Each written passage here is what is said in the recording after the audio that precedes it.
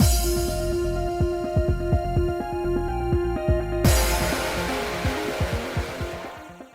guys, it's Spaces Sims, and we are back with more Winter's Wish, going to wrap up Kinji's route because we are in the final chapter. It's actually kind of good too that I didn't record the rest of it yesterday because I need the little bit of a buffer, like I said, and I was like, this is gonna go long. But also, I was on the verge of just having the worst headache for the remaining of the evening. Like, my head hurt a little bit, and I was like, my head hurts a little bit, so, like, I don't want to. And then, yeah, no, it just never got better, and it just kept getting worse. I swear. I think half my issues are migraines, and I just don't feel the physical head pain, because I've had more headaches in the last, like, year or so than I think I've ever had in my life. Like, I'd usually be like, oh, I have a headache. That's weird. I don't know how that, like, I get a headache maybe once a year, if that. And now it just seems like I get headaches way more frequently. But also, sometimes when I have other issues that we cannot figure out what the fuck they are, that, like, I get very tired, I get very, like, sweaty, I get nauseous, and sometimes I get very light sensitive. Like, I look outside and I'm like, oh god, the sun! I mean, I know I'm like a vampire and the sun is like, but, like, it hurts my eyes physically. Last night I was laying on my couch and I'm like, I have to turn my overhead light off because it is hurting my brain more than my brain already hurts. But, like, having the physical pain just 90% of the time doesn't come with it. And I'm like, some of these, I'm like, I don't know. And it's always when the pressure is extremely high, which is not helpful because it is the every other day rains like a motherfucker. And, like, every other day the pressure is extremely fucking high, so fuck you. Like, also, like, overly emotional. Overly motherfucking emotional, and it is not hormonal peak time at all. And I'm like, why am I just, like, really fucking sad right now? Like, seriously? And I'm like, it's just because you're like, I'm extremely disappointed. I'm really disappointed in all of that. And it's like, wow. I was like that on Friday, too, to be fair. Because I needed help with something at work, and the person I was asking was just like, I don't know. And, like, it was useless. And I was like, really? You get paid the big bucks, and I'm just and you're just gonna shrug it like it's not your motherfucking problem, but I'm always told that I'm an asshole because I say it's not. Did I tell you? Did I already have this rant? I don't know, but it's like, and I was like, you know what? I'm just tired of all of it. I'm like, wow, I'm just not okay. Oh, dear God. But that's why we're here, and we're gonna romance. We've already romanced Kinji. We are at the end, so. Yeah, no, but yesterday wouldn't have been good to finish this because I think I might have thrown up. Just I wouldn't have been able to enjoy it with the headache that was forming and that just got progressively worse as the day went on, which was not much past. I stopped and I was like, okay, I'm going to go eat lunch, but, like, oh, my head does actually really hurt. Yeah, so it's better that we're doing it today, although I do have a slight headache right now, too. It's not in that forefront, it's like just the tiny little area in the middle of my brain. It's like tension. It's like a tension headache versus like oh my god, like the front of my skull is throbbing. My head feels warm though. Bird, am I dying? Are we dying? Maybe. Anyway, we're apparently is this supposed to be somebody reading a line or is this us? Because it didn't say there's no text. I mean, there's text, but you know what I mean. There's no person text box. But anyway, farewell to this world and this final night. Our deaths like frost that fades with every step, pitiful as a dream within a dream. Oh, could it be, the bells of morn doth tell, the seventh toll will be our last before we leave this world for everlasting peace. That's how I feel today. I hope they can find happiness in their next life. I'm assuming that's supposed to be lines being read on the stage, but I would assume it's not Kinji saying that because it would have given him a text box. His name. As the story drew to a close, I could hear scattered sniffling and crying from the audience. She's sobbing too. That's gonna make me cry. Oh dear, you're crying too much. After I heard Mimi say that to me, I turned my gaze from the stage to her. Seriously, this pulled muscle in my chest when I just sniffled, and I was like, fuck, that hurt. Jesus. Sniffling hurt my chest. Oh, goddamn. Mimi, you're crying too. Please stop sniffling. It really hurts my chest to do that. Maybe she was crying more than I was. Her eyes were as red as a rabbit's. I like that they brought her in finally, because we haven't seen her this whole entire fucking time. I mean, I just feel so bad for them. I want them to be happy in the next life. This is literally me being like, I just want Tatsunosuke and Mariko to be happy, Gabe. Ow. Laughing hurts, too. Yeah. After I wiped away her tears with a handkerchief, I looked back at the stage. An actor dressed as a merchant was pointing a dagger at Kinji, who was dressed like a courtesan. The moment Kinji lowered his face, my eyes fell on the hairpin in his hair. I wonder if Okuni is watching this scene too. After what had happened, Kinji took ownership of the hairpin that Okuni had turned back into. Both the owner of Okuni's brothel and the troop leader of Kikuria offered to take it, but Kinji rejected their suggestions. Okuni, in her heart of hearts, had never truly wanted to be a substitute for Izumo no Okuni in the first place. That was why Kinji, as one of the few who understood her position, decided to carry on her hopes and dreams. That's adorable. Having heard that, the brothel owner and troop leader must have had no choice but to back down. That was why Okuni was now metaphorically standing alongside Kinji on the kabuki stage, so he's wearing her hairpin. That's sweet. Stabbed in the chest, Kinji, as the courtesan, fell over onto the stage. And then the actor playing the merchant placed that same dagger against his own neck and perished as well. That was the end of his story. That's tragic. But so long as Kinji stood on stage, Okuni would be standing there as well. Not as a substitute of Izumo no Okuni, but as Okuni, the one-of-a-kind person that she was.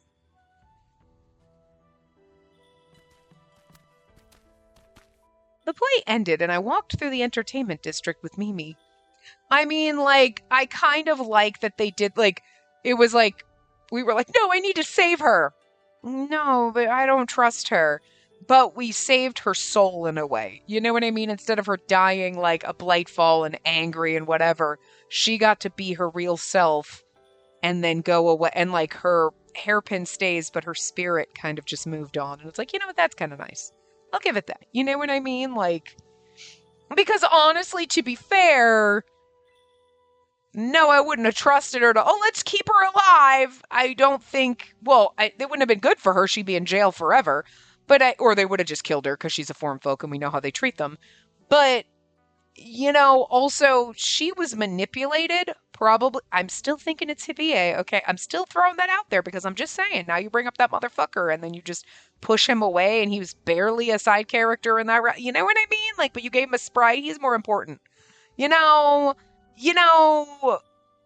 and he had such a hate boner for the Hakuseki. I don't, he's like a bigger thing. Plus, he's listed as a voice actor and everything. So, like, he's more of a character than the side characters like Okuni and stuff, but he didn't have much of a presence, so I feel like he's got a bigger presence in the whole game.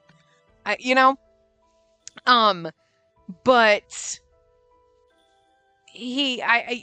so I kind of feel like he might have been orchestrating all the different events, in each path.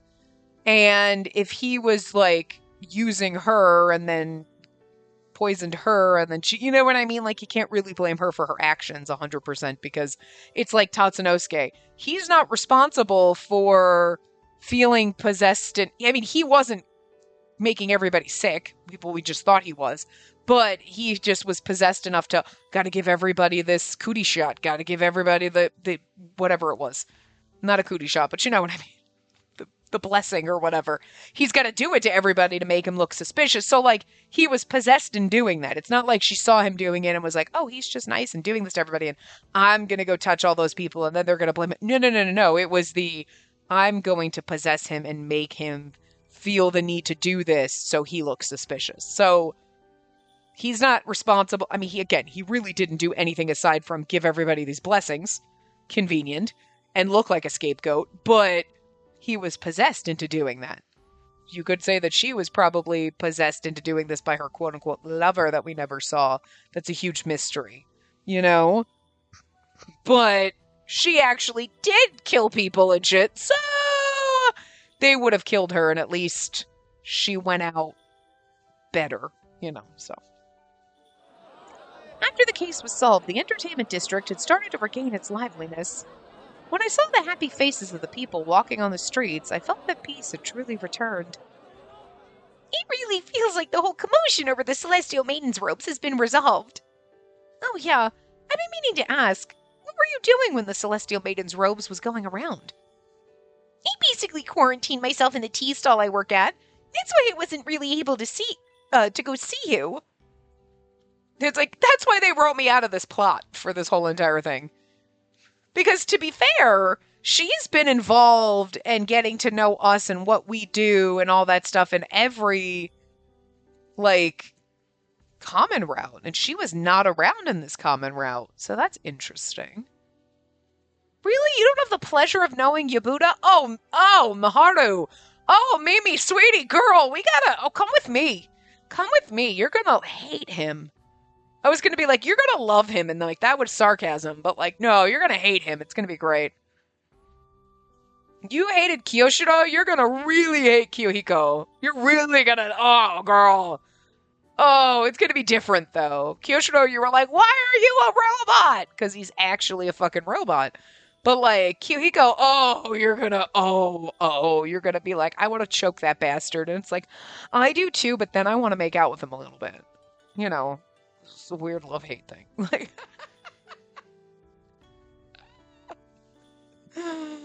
I do want to tie him up a little and have my way, but it's different. It's different. I don't know.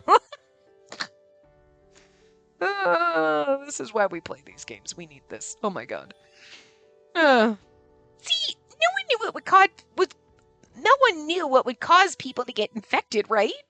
I was scared, when is it going to be my turn? But I felt so much safer now that but I feel so much safer now that it stopped spreading. Okay. And those weird monsters haven't been appearing anymore, so I don't have to worry when I'm walking at night either. Huh. Mimi, you walk around at night?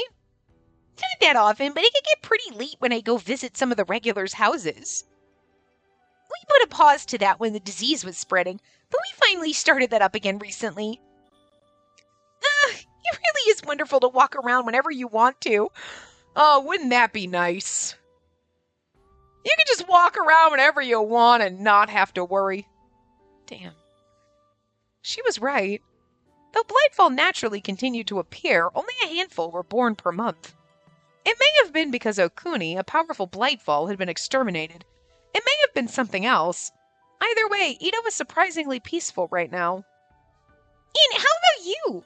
I heard you were helping out at the show tent, but were you out of business during the whole incident?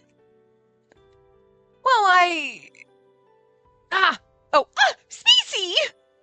In that moment, Ruriko called out to me while walking over from the other side of the street. Next to her was Tatsunosuke, and I smiled at the both of them. I love this. Ruriko, Tatsunosuke, long time no see. Are you here today to have some fun in the entertainment district? And that too. But we were going to pay a visit to the brothel where Ruriko used to work. So we obviously freed her another married, and it's so cute. I'm gonna cry. Because everything makes me cry right now. Poor Tatsu.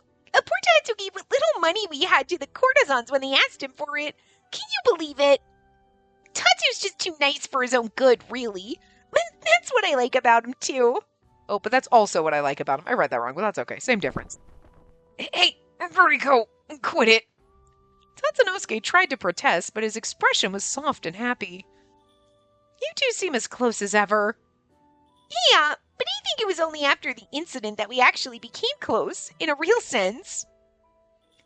I caused a lot of trouble for so many people, so we're planning on making up for it. Together. Oh, that's adorable, too. No, see, that's adorable, because if you think about it, remember what Okuni said? Oh, courtesans will take on more debt to give to their lovers for their lovers to buy them, who then their lovers are spending all the money and then going broke, and then the courtesans keep taking on more debt, and it's like, what, manage your money, bro. What the fuck? And now Tatsunosuke is like, oh, just don't worry. She like stole from some people and to be like Nekomata boy, so like I'm gonna help her pay back that. Like, look at you being cute. You're taking on that bird. That's adorable. Good for you. Courtesans taking on debt so these man whores can come visit them. Like, what the fuck? Like, and then they're like, and eventually they'll free me. And then what money do they have? They do not know how to budget, girl. Dear God. You're never getting out of that hole. Jeez. Tatsunosuke had been absolved of any crime as he had been controlled by Okuni. However, Ruriko was still guilty of causing trouble as the Nekomata boy. Making up for such a crime wouldn't be an easy task, but they had chosen to stay together after the incident. If anyone could pull through, it'd be these two. Right? For real. It was my first time watching Kabuki. It was such a touching story. Right? I couldn't stop crying at the last scene. I cried so much my eyes are all red. If I go to work like this, the customers are going to be so worried. I told the boss that we take today off, so we'll be fine. More importantly, what should we do? Oh my, is that Spacey? Hey everyone, long time no see. Coming out of the show tent were the older sisters that I used to work with at the brothel. It's been too long. Have you been well? Yes, I have, thank you. How about you? Same. Hey, you were watching the play too, right? Of course. Have you seen my boyfriend? I felt so moved. I never imagined I'd get to see something like that before the end of my service. Speaking of which, how did you all get here? Walking? Oh, because the red light district is in a separate area of the entertainment district, so they can't leave. It's not like they could walk around the entertainment district. Right. I was like, they're in the entertainment district, so they could walk here? But it's like, entertainment district, and then further back in the shadows is the red light district, where there's a gate that they can't leave. So it's, okay, yeah. You know, like, because every once in a while, your brain is like, red light district is inside the entertainment district, but it's also closed off. And it's like, you know what I mean? Like, it'd be like, you walk in, there's one entrance to the entertainment, oh, this huge area in the front, and then there's a gate in the back corner. That's where we hide the prostitutes. You know what I mean? Makes sense. Makes utter sense. It's not like just, oh, the next street over is the red light district. Nope, it's in the back corner hiding. The courtesans working at the brothel couldn't leave the red light district until their terms of service expired. There was even a guard at the front gate. It was hard to imagine that they just let a group of courtesans walk out. After the Celestial Maiden's Robes incident, the shogunate ordered that all courtesans be allowed to leave the red light district when they please. Look at Yoshimune being a man of the people. And then Tatsunosuke answered my question. The Celestial Maiden's Robes were able to spread so much because the red light district was an enclosed space. Alright, so, okay. Okay. Alright. Listen, Yoshimune, I get it. People were getting really infected because they were in a small enclosed space. So those, 1,000 people there got really infected really fast. Uh-huh. And, but if you... Okay, but Okuni was the one spreading it. So it's not like she gave it to Tatsunosuke, who gave it to Ruriko, who gave it to some other dude, who gave it to the... It's not a telephone game. It's Okuni was doing it. Okay. So she was able... It spread real fast because they're in a small enclosed space that they're not allowed to leave. Okay. But again, you're in a small enclosed space. There's 1,000 people in there. She can give it to 1,000 people. You let her out, she can give it to tens of thousands of people in Edo. I'm just thinking that's worse. So I get what you're thinking, but by letting them out, the spread would have been 10 times worse. And now think of it if it was a communicable disease like a cold or a cough on you. You have one courtesan that's sick. She's going to cough on a dude who shows up and then so it's still going to spread like wildfire whether they're in there or not. But I'm just saying, in this instance, that is not a really good argument for opening up the gates and letting the courtesans walk free. The argument is, they might work for the brothel and everything like that, but, they're not animals. We shouldn't keep them caged in. What the fuck? Treat them like people. Valid. But the whole, if we had let them run free, the Celestial Maiden's robes wouldn't have spread like wildfire in a small area. It would have spread like wildfire in a much larger area. Thumbs up. No, sir, that's reverse logic. That doesn't make sense. The underlying principle of, like, maybe we shouldn't cage them in is nice. They already have to work in cages while they stand in the cages and sell themselves. So, sure, fair. But you know what I mean? But, like, the reasoning for it is totally just doesn't make sense at all. It really doesn't. Like, I feel like he's like, I just think it's really mean to keep them in prison, like, locked in the red light district. So I'm just going to be like, well, I mean, if we... And he's coming up with a reason, and people are like, yeah, no, right. Instead of somebody going, that doesn't make any fucking sense. You know, that's the opposite of sense, right? Like, anyway. And when the spreading got worse, the pandemic didn't subside, even when they closed down the red light district.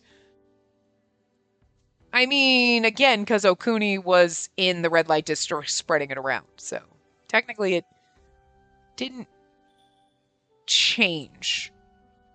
It didn't get worse in the spreading out throughout Edo unless she was able to get out somehow. Then again, we don't know if her lover was also able to spread it. Or just her. They're just saying her, but he could have done it too. In fact, there were cases where courtesans got hurt because of the riots caused by the quarantine. I mean, that's fair. Right now, they're limited to visiting the entertainment district, but depending on how things go, they might be able to visit Castletown as well. I wasn't aware. We should go tell Daddy he's doing a good job. Yeah, that's basically what happened. We can go see all the plays and stuff now, and it's all thanks to you and Kinji. So, thank you, Spacey. You should come visit the brothel sometime. The boss wanted to meet you, too. He was even saying that he wants you to work there again. Something about how he'd be able to rake in the dough because Kinji would always come to see you. He wants you to work there because Kinji would always come see you. Yeah, totally. I'll absolutely go work. I have no debt. What would be the point? Also, yeah, I'm going to go voluntarily work as a courtesan so my husband can pay to have sex with me instead of getting it for free. And also, then I have to have sex with random dudes who come and pay for it. That doesn't seem like I'm benefiting here. That is such a man mentality of like, you should come work and then I'll rake in the money because your husband will pay to sleep with you and then other dudes will say, no, it's whatevs. And you're like, yeah, that sounds like a big fat fucking no, dude. What the fuck? What the hell? Well, I guess you can't blame him for being greedy. Now that most of the courtesans returned to tools, the boss is left with a pile of debt and no girls. Yeah, and that sucks too because he took on the debt of like, you know, like Saki. He took on her debt. She was working it up and now he had to kill her.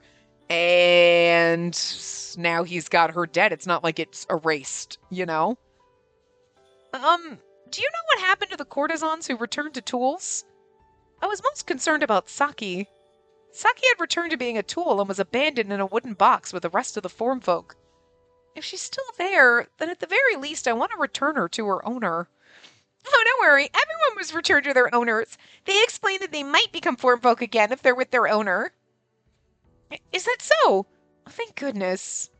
They leave that kind of up like, Saki maybe isn't kind of dead, sort of, maybe? What ifs? Like, it's good. And you're like, you know, but it's still kind of fucked up because they, like, turned her back into a tool. She's basically, like, she's dead. She's basically brain dead in the hospital bed, and you're like, she might come out of it. Probably not. What the fuck? To be fair, Saki's got a better chance than someone who's brain dead in a hospital bed breathing with machines, but still, you know what I mean? It's like, you're like, there's really not a lot of hope there. You're giving people false hope, and that's mean, game. It's rude. The tools must be happy if they've been returned to their beloved owners. I mean, it's better than keeping them in a box in a basement. And while it might be in the distant future, there was also the possibility that I might be able to meet Saki again. As I basked in those emotions. What are they talking about? Mimi grabbed my shoulders and shook me back and forth with all her might. What they said just now? Does that mean you worked in the red light district? Right, I never told Mimi about the Oniwabon or how I was working in the red light district. Mimi, I'll explain, just stay calm. I did my best to calm Mimi down and explain the circumstances behind working in the red light district. I didn't have sex with anyone! And they're like, didn't Kinji, pop your... You're like, no, not really. Mimi? Spacey!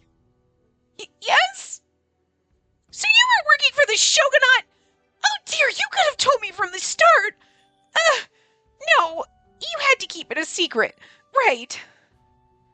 In any case, it was pretty bold of you to infiltrate a brothel. Weren't you scared? Even if it was for work, I'm surprised you even agreed to it in the first place. You're like, well, I fell in love with Kinji and he kind of tricked me into it, to be fair. You said yourself you weren't suited for those kinds of places. Why did you agree to it? Because Kinji recommended me, and I do anything that man says because he makes me unhinged. And a little stupid. Kinji did? I'm surprised he was part of the Oniwabon too. No, it's not a job to accept just because of a recommendation, is it? She's like, seriously? Are you stupid? Yes. Kinji makes me stupid. I mean, it's the red light district. If you work there, you must have had to pretend to be a courtesan too. Mimi, calm down. Mimi was about to grab and shake my shoulders again, so I smiled at her as I answered. I was the courtesan reserved for Kinji. What are you... Ah! One of the older sisters suddenly raised her voice and interrupted Mimi, because here comes Kinji. Kin! It's Kin! Look over there! I love that all of the women are fawning over my boyfriend. I also hate it. Oh! There he is. When I looked at where she was pointing, Kinji really was standing there. Kin! Me internally every time Kinji shows up. You must have noticed the older sister's voices. I mean, the way I voice them, they're shrill and painful. Kinji started to walk towards us. Your play was wonderful. You looked so good as an onagata. My heart wouldn't stop racing. See, everyone is in love with a man who looks good in drag. I'm just saying. Toxic masculinity is not accepting that women like men who sometimes can get dressed up and look good in makeup and skirts. Guy liner, skirts, dress, anything. A little femininity never fucking hurt anybody. In fact, it makes you hotter. Okay? Like, don't be a pussy. If you worked at the brothel, you totally get so many customers. That is the truth. And I'm gonna say, if he worked at the brothel dressed like that, like he does in the plays, and everybody knew he was still a man, he'd still got a lot of customers, because we've seen the way the men act around him, too. I'm just saying, they're like, God, you're so pretty. All the men in Edo are a little fucking bisexual, okay, is all I'm saying. Maybe only for Kinji, but this valid still, okay? Thank you. So, Kin, have you been having fun with Spacey? Wow. Don't be so rude. If we're gonna ask that, we should ask her, not Kin. Rumor is you never had your Mizuage in the end. Have you spent the night with him yet? Oh my god. Huh? That's... Well... The way you're reacting, it sounds like you haven't. I'm surprised you haven't made a move yet, Kinji. She's so cute.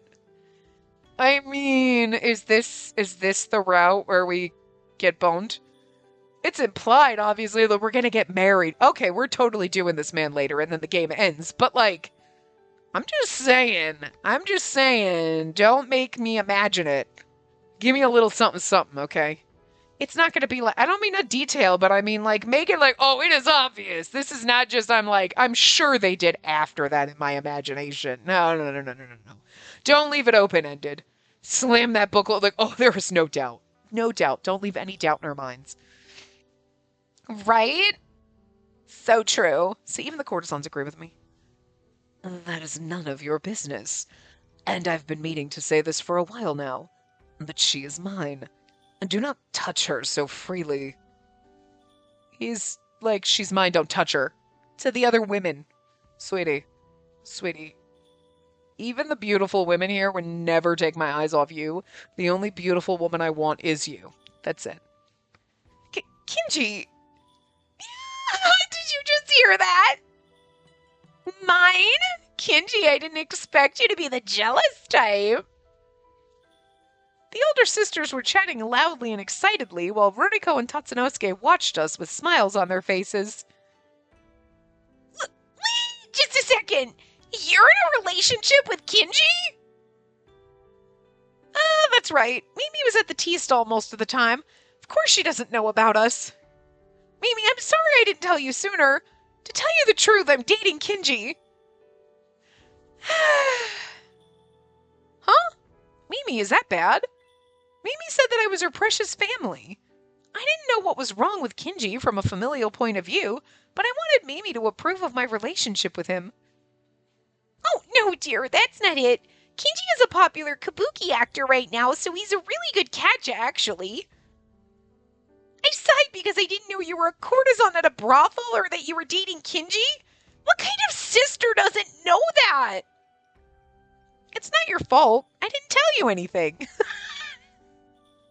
I don't know why, I just love that line. It's not your fault. I hid it from you. It's true, but it's so funny. From now on, I'll tell you everything right away, so you don't have to worry about me. Spacey! Mimi! You're such a good kid. I'm so glad you're my younger sister. Also, technically, your mom, if you think about it. And I'm glad you're my older sister, Mimi, and also my child. I mean, we gave birth to her in a way. It might have been our imagination and our love. What was Mimi made from? Did we ever say it? Did they ever tell us? I don't know if they did. After Mimi happily smiled, she quietly moved away. She then turned to face Kinji and lowered her head in a deep bow. Kinji, I leave Spacey to you. Yes, of course. I shall take good care of her. You better. She must have been reassured upon hearing those words. He would. A look of relief spread across Mimi's face. Isn't that lovely? You've got your family's blessing. Make sure you invite us when you get married. Marriage? It's a bit early for that, I think. What about you two? We're hoping to have our ceremony in the near future, but we still haven't decided on when. Let's do it now, guys. It's embarrassing to admit, but it seems that I used quite a bit of money during my memory loss. Redeeming Ruriko was all I could afford. Aww. I told him I didn't mind if we didn't have a ceremony, but Tatsu was just so adamant about having one. Still, I'm happy he wants to do so much for me, so I've been saving money by helping out at the brothel, too. I see. When you decide on a date, I shall save one of our dress circle seats at the playhouse for you. Oh, that would make me so happy. Your Onagata is so gorgeous. If I see it up front, I might faint. Oh, but no one's better than Tatsu, of course.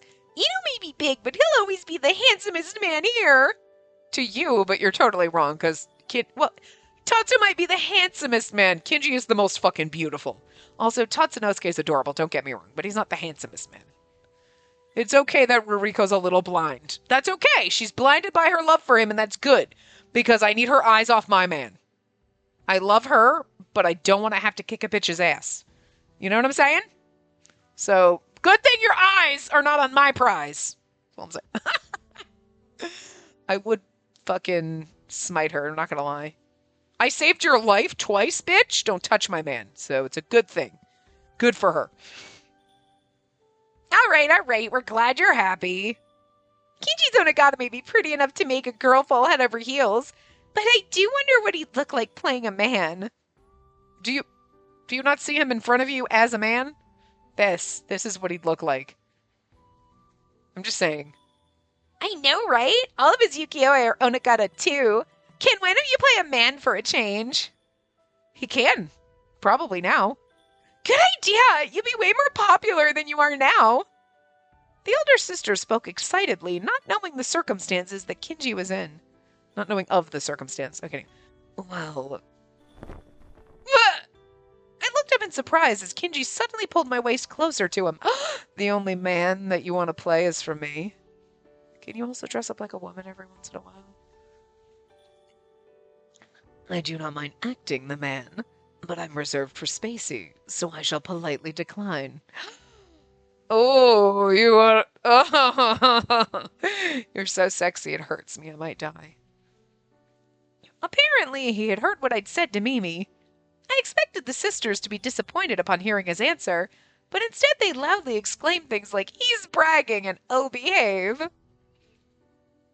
didn't know Austin Powers was hanging out with the courtesans over there. Are you sure it's okay to say that? Yes, I've already been freed from my owner's will.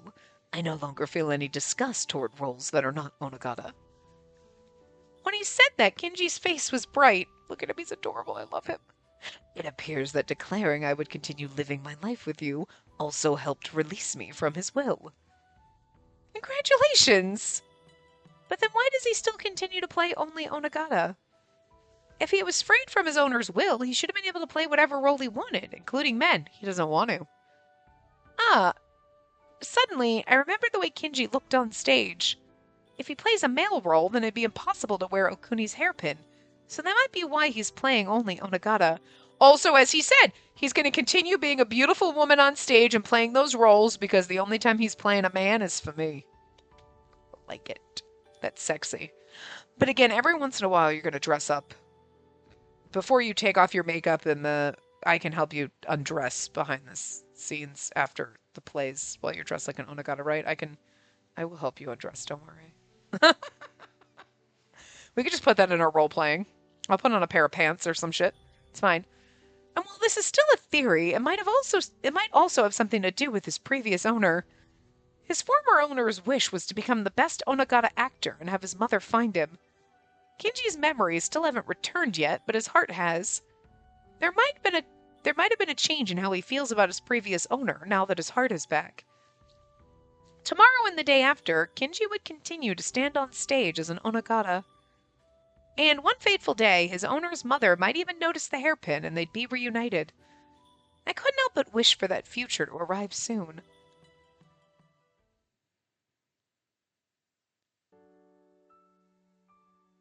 After we said our farewells to Tatsunosuke, Ruriko, and the older sisters, we walked Mimi back to the tea stall and then went over to a tall hill. It appears he's not arrived yet. It's still earlier than our meeting time, and so let's sit and wait. We sat down in an open area so that the person we were waiting for could find us easily. And it's like they're keeping that a mystery, but like, who is it? I mean, it is. What? Speaking of which, I believe this is the first time I've taken you here. My brain went, you're going to take me here in public? You haven't taken me anywhere, and that's not the kind of taken he meant, but that's exactly where my brain went. Because I am a dirty whore. My brain is a filthy, filthy whore, lives in the gutter. Yeah, I didn't know there was a place like this so close to Ito. It was good weather today, so we could see the city of Ito in its entirety. When you were inside of Ito, all the districts felt so large, but from here the city looked as small as a grain of rice. I'm sure it'll be far prettier at night with all the lights illuminating it. Would you like to come at night next time? Hardly any Blightfall appear past sunset nowadays. Were they to, they should still be fairly weak. I'd be able to eliminate them without any issues even now, after leaving the Oniwabon. I was right. After that incident, Kinji had left the secret Oniwabon. With fewer Blightfall around, naturally the secret Oniwabon's workload had decreased.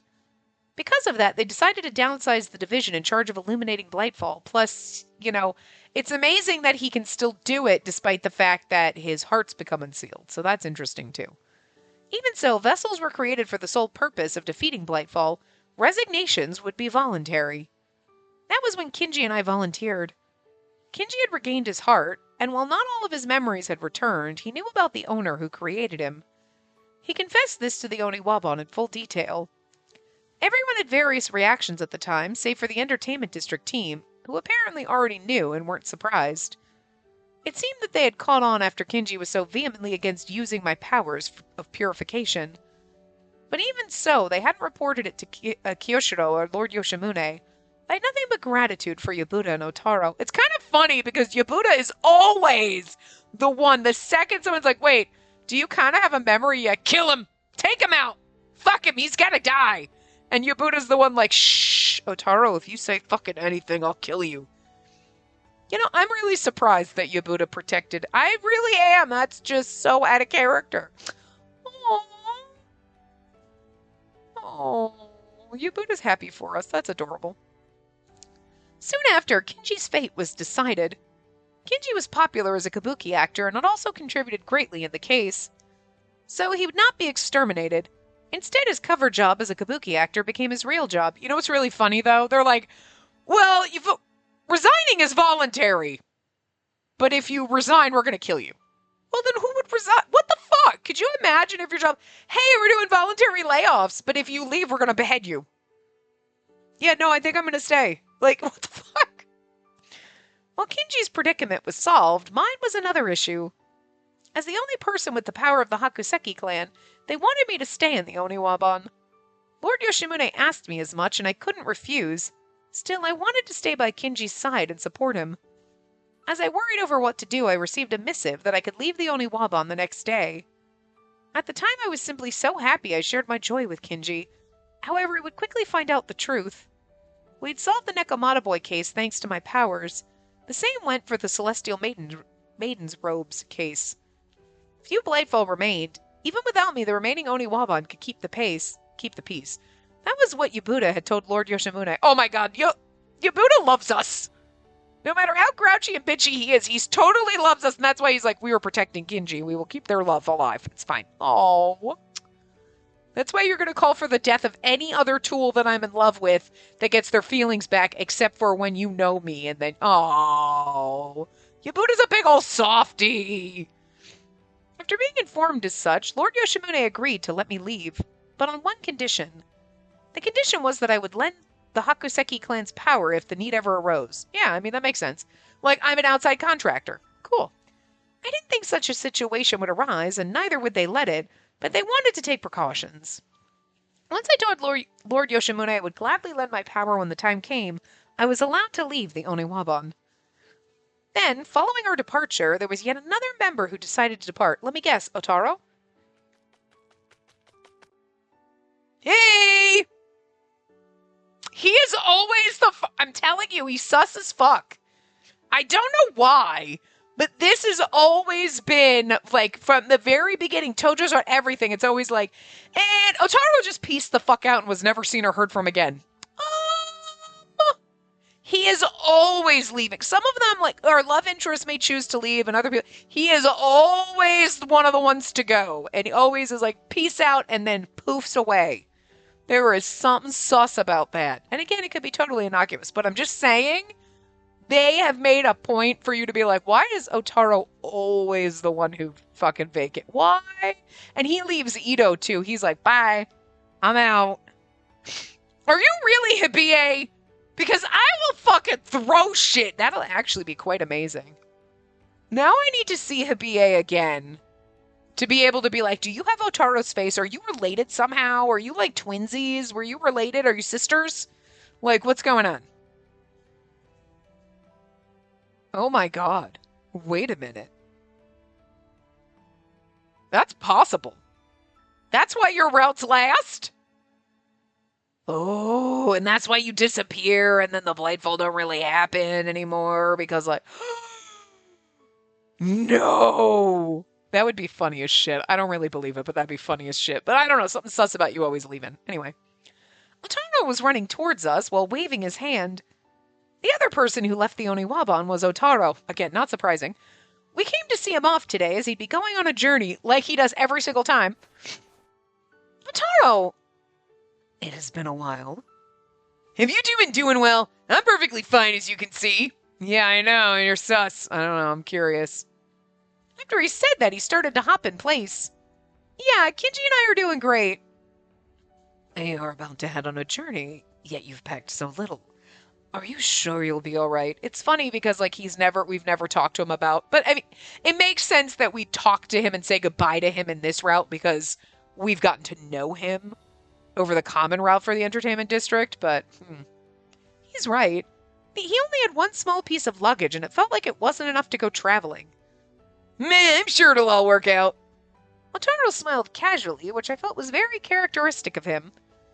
Anyway, thanks for seeing me off.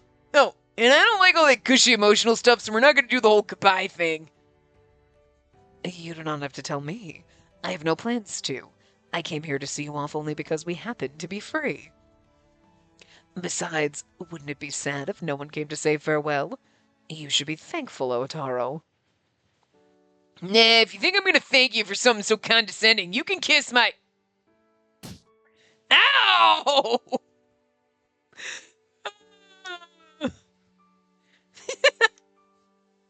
We're both laughing at him.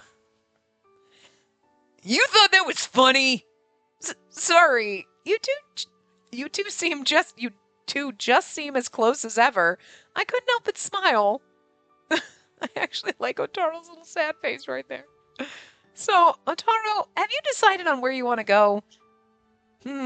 Probably Kyo for now. I might help out at a show tent again. Maybe I'll even find a whole new job. Anyway, I'll think about it once I get there. I mean, he might not be shady at all, but like, what is the deal with him always running away? There's something about that.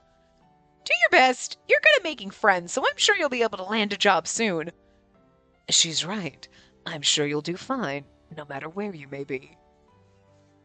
Of course. I spent all this time with a selfish and annoying vessel. I'm like the most tolerant person in Edo now. And did you say something? Ah, so you already knew that you were selfish and annoying. Cool, cool. And you have such a strong sense of pride. You probably never told anyone how you felt without being forced to, have you? That's true, he doesn't tell us that he loves us. Just because the other person thinks you're special doesn't mean you can just sit around and do nothing in return, you know? They might even get tired of you. I like how Otaro's like, you should tell Spacey that you love her, you dumbass. High five, Otaro, for being a fucking wingman. Oh, right. I should give this to you. Otaro opened up his luggage and took out a notebook from inside. I came across it during a mission. You can decide if you want to get rid of it or not. Well, I'm off. See ya. Stay safe, Otaro. Otaro turned on his heel and ran off. I continued to wave at him until I could no longer see his back. It'll be pretty quiet without him around. I didn't spend much time with Otaro, but we had gotten close enough that I would miss him. I hope you can come visit Ito again. I can no longer see him, but I made a wish to Otaro before turning to face Kinji. Kinji, what did you get from Otaro? This appears to be Okuni's diary. A diary? Wait, what? Isn't that really important? Why did Otaro... why does he have it? He's like, I came across it. How? Sus as fuck. I'm just so curious as to the level of susness that Otaro is. Is he like innocent, like trickster sus? Like, oh, look at you playing games. Or is he like seriously deceitful, shady, bad guy sus? Are you trash, Otaro? Are you a dumpster fire? Oh my god, do you seem sweet and innocent and you're going to turn into a raging inferno of a dumpster fire? Because I might be here for that. That'd be kind of fun. I'd be like, I've been bamboozled the whole time, you son of a bitch. But I'll be smiling at how I've been bamboozled. Like, I don't know. Like, you seem so innocuous and innocent. You just seem so sweet and nice and kind. And then you're gonna be like the main... Like, come on. Oh my god. Brilliant. I don't, like, the man is sus somehow. I don't know how, but, like, now I'm like, I don't know. Now I'm starting to think you shady sus, but, like, I don't think I'll be disappointed either way. He said it was during a mission, but I do wonder.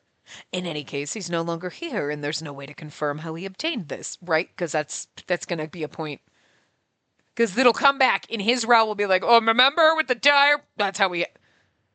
Are you her secret lover? Were you Okuni's lover, Otaro? In the end, we failed to hear from Okuni herself how she managed to become a special Blightfall. And this diary may hold the answers we seek. What shall we do? Should we read it? Let's read it. Understood. Kinji nodded and started flipping through the diary. We might not be able to finish it in this part. One early morning... After I saw the customer off at the front gate, I didn't feel like going to sleep again. I ended up idling away. The night air still filled the room, and for some reason, I didn't feel drowsy. The weather's nice outside, so maybe I'll open a window and let the air in. When I opened the window with that intention, I met eyes with a strange man, Hippie. He was a shockingly beautiful man, but he looked so incredibly lonely. He must not be someone of this world. To prove this, his feet weren't touching the ground. He was floating like a ghost. Perhaps I was so tired that I was seeing an illusion. But strangely, I couldn't leave him be. I thought myself foolish for doing so, but I called out to him. To my surprise, the man responded to my voice. And he called himself Hippie. I told you! Fuck yes! Vindication! I was like, I can't believe they're gonna just leave that. And and then it was like the diary. I was like, wait. Are we gonna find out? Oh, I knew that little son of a bitch wasn't done. You don't give him a Sprite and you don't do all that. Oh my God. When I asked him why he was there, he told me that something painful had happened, that he had run away. My job was to offer his shoulder for customers to cry on, to ease their pain by showing them a dream for a night. Why not tell me what happened? Though I can only listen to your story, sometimes you just need someone to talk to in order to feel better. I told this to Hibie, and Hibie slowly revealed to me his pain and the struggles he had gone through. Hibie's heart was often swayed by hatred. When those feelings intensified, he would end up creating monsters. He was only able to talk normally like this for a little while. He spent his time wandering, searching for a way to end his hatred. He tried to confess this feeling to his friend, but he was told to create more monsters. His friend... Whoa. Okay, this is new. So Hibie was the one that hated us and with creating monsters. Okay, so this tracks though with her. Oh, his hatred causes him, but he tried to confess to his friend, but he was told to create more monsters. So there is someone else involved. Otaro, are you Hibie's friend that was telling him to create more monsters? And now that Hibie's gone, you're like, I'm just saying, so Hibie isn't the top dog. He's the VP he's the top dog's VP. That's what it sounds like. Okay, wait a minute. If that's how it is, then I'll carry the hatred in your place. Before I knew it, that was what I had told him.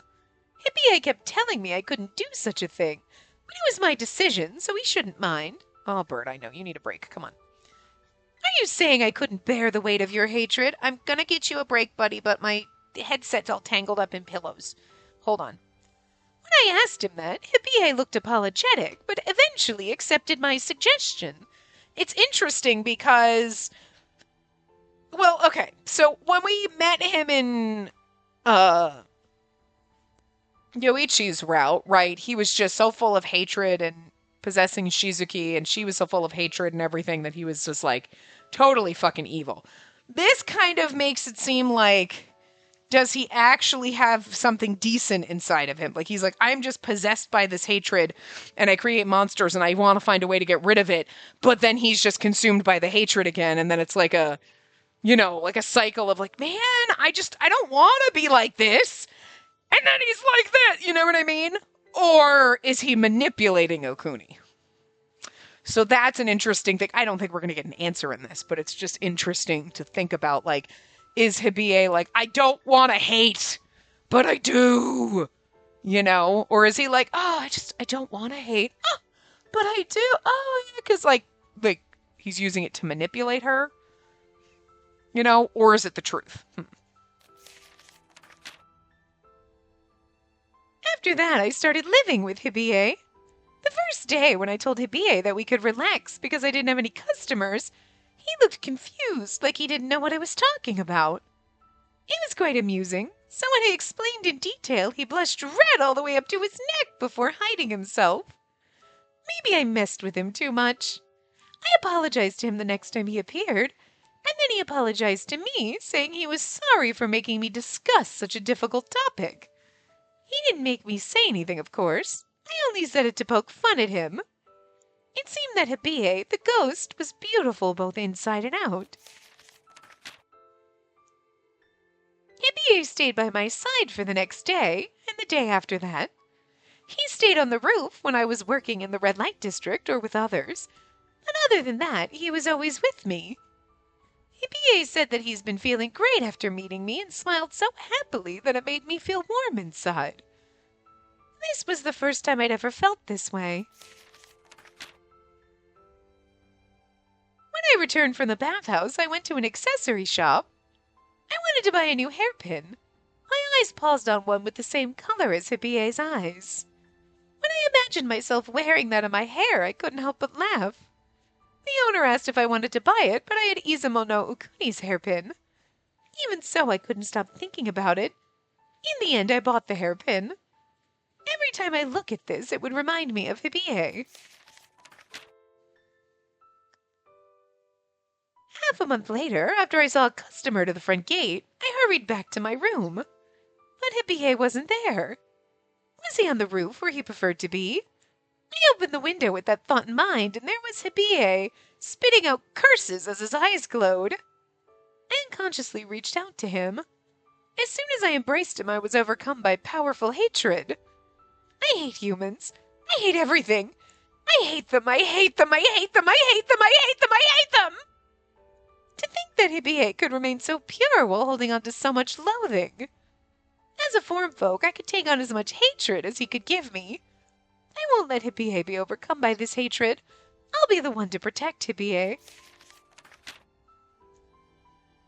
Humans who work in the red light district are all full of lust and desire. Every one of them. Courtesans line up behind the displays to seduce men. How vulgar.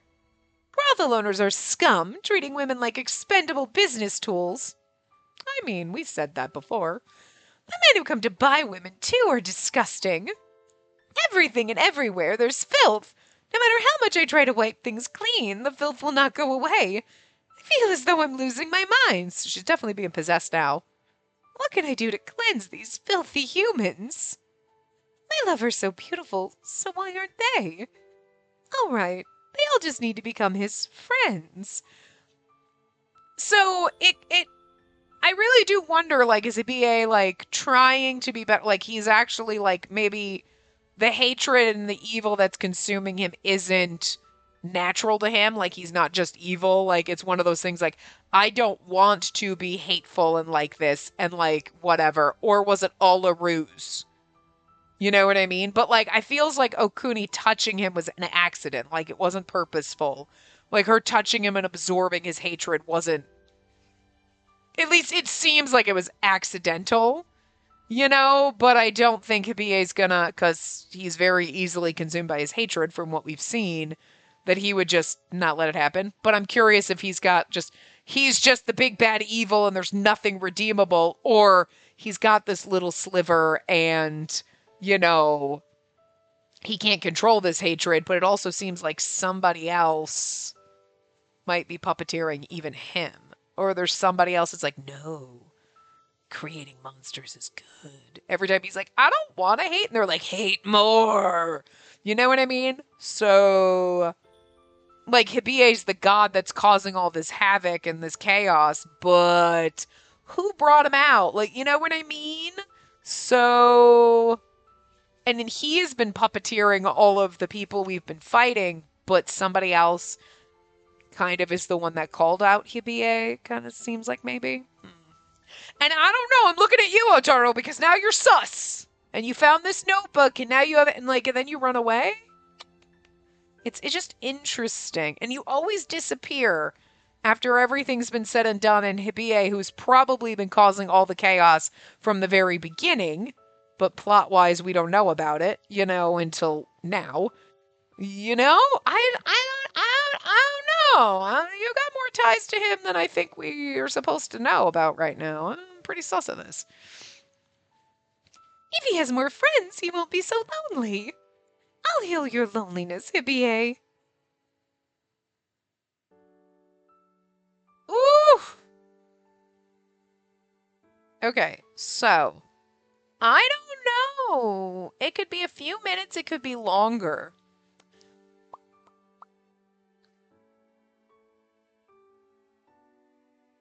I think I'm gonna wrap this part up here. And then we will see If like the next part doesn't end up being at least like 30 minutes or so, then maybe I'll just edit them together, but we'll see what happens. But anyway, I will see you guys next time. Remember to give the video a big thumbs up and subscribe to see more.